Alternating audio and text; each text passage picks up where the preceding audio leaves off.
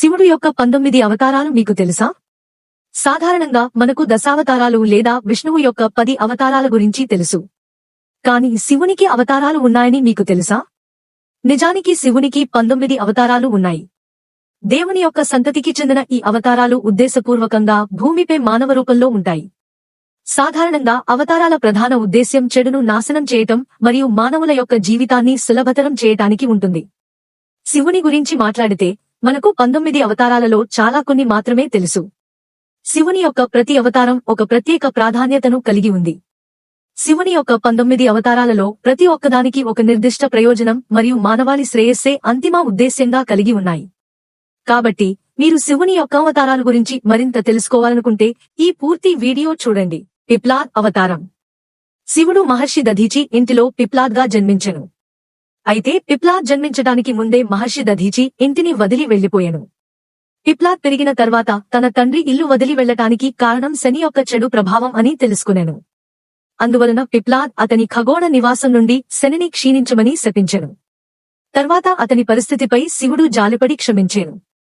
అయితే 16 సంవత్సరాల లోపు వారిమీద ఎప్పటికీ ప్రభావం చూపకూడదని చెప్పెను. అందువల్ల శివుడిని పిప్లాద్ రూపంలో పూజిస్తూ శని దోషాన్ని వదిలించుకుంటారు. నంది అవతారం. నంది లేదా ఎద్దు శివుని యొక్క వాహనంగా ఉంది. భారతదేశంలోని అనేక ప్రాంతాల్లో శివుడిని నంది రూపంలో పూజిస్తారు. శివుడు నంది అవతారంలో పశువులకు రక్షకుడుగా ఉంటారని పరిగణిస్తారు. ఎద్దు లేదా నంది అవతారం 4 చేతులతో ఉంటుంది. 2 చేతులు కలిపి ఉంటాయి, మరో 2 చేతుల్లో గొడ్డలి మరియు జింక పట్టుకుని ఉంటారు. వీరభద్ర అవతారం.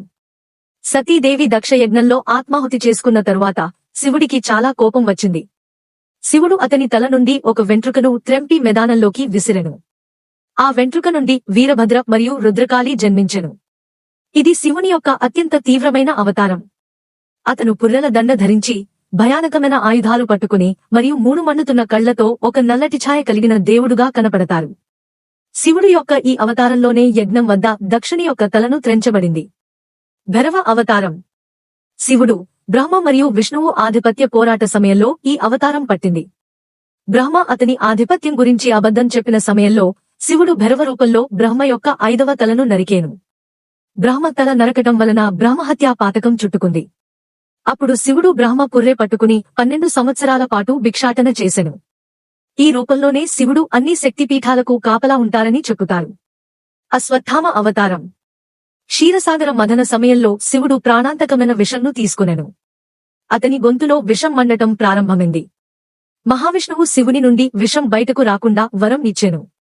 అప్పుడు శివుడు విష్ణువుకి భూలోకంలో ద్రోణ కుమారుడుగా పుట్టుతావని వరం ఇచ్చెను.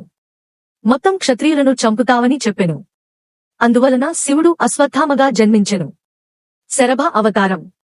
శరభ అవతారంలో శివుడు ఒక భాగం పక్షి, మరొక భాగం సింహ రూపంలో ఉంటుంది. శివ పురాణం ప్రకారం విష్ణువు యొక్క నరసింహ అవతారాన్ని మచ్చిక చేసుకోవటానికి శివుడు శరభ అవతారం ఎత్తేను. గృహపతి అవతారం. శివుడు విశ్వనర్ అనే బ్రాహ్మణుడు ఇంట కొడుకుగా జన్మించెను. విశ్వనర్ అతని కొడుకుకు గృహపతి అనే పేరు పెట్టెను. గృహపతికి 9 సంవత్సరాలు వచ్చిన తర్వాత చనిపోతాడని నారదుడు అతని తల్లిదండ్రులకు చెప్పెను. అందువలన గృహపతి మరణంను జయించేందుకు కాశీకి వెళ్ళెను. గృహపతి శివుని అనుగ్రహం చేత మృత్యువును జయించెను.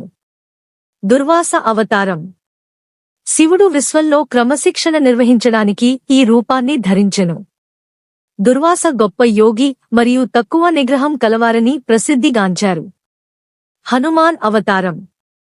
హనుమంతుడు శివుడి అవతారాలలో ఒకటి. రాముడు రూపంలో ఉన్న విష్ణువుకు సేవ చేయటానికి శివుడు హనుమాన్ రూపంలో అవతరించారు. వృషభ అవతారం. సముద్ర మంథనం తర్వాత ఒకసారి విష్ణువు పాతాళలోకం వెళ్ళెను. అక్కడ అతను అందమైన మహిళలు పట్ల తీవ్రమైన మొహాన్ని కలిగి ఉండెను. విష్ణువు అక్కడ నివసించిన కాలంలో అనేక మంది కుమారులు జన్మించారు. కాని అతని కుమారులు అందరూ చాలా క్రూరముగా మరియు వికృతముగా ఉండేవారు. వారు మొత్తం దేవతలను మరియు మానవులను వేధించటం ప్రారంభించారు. అప్పుడు మహాశివుడు ఎద్దు లేదా వృషభ రూపంలో విష్ణుమూర్తి యొక్క కుమారులను చంపివేసెను. అప్పుడు విష్ణువు ఎద్దుతో పోరాటానికి వచ్చెను. కాని ఎద్దును పరమేశ్వరుని అవతారం అని గుర్తించిన తర్వాత అతను అతని నివాసం తిరిగి వెళ్లిపోయెను. యతినాథ్ అవతారం. ఒకప్పుడు ఆహుక్ అనే గిరిజనుడు ఉండేవాడు. అతని భార్య శివుని యొక్క భక్తులు. ఒకరోజు శివుడు యతినాథ్ రూపంలో వారికి దర్శనం ఇచ్చెను. అయితే వారి గుడిసె ఇద్దరు పడుకోవటానికి మాత్రమే సరిపోతుంది. అందువల్ల ఆహుక్ బయట పడుకుని యతినాథ్ ను లోపల పడుకోమని చెప్పెను. దురదృష్టవశాత్తు ఆహుక్ రాత్రి సమయంలో ఒక క్రూర మృగంచే చంపబడ్డాడు. ఉదయం ఆహుక్ చనిపోయినట్లు కనుకొని తను కూడా చనిపోవాలని నిర్ణయించుకునెను. అప్పుడు శివుడు అతని నిజరూపంలో కనిపించి పునర్జన్మలో ఆమె మరియు ఆమె భర్త నల మహారాజు మరియు దమయంతులుగా జన్మిస్తారని చెప్పెను.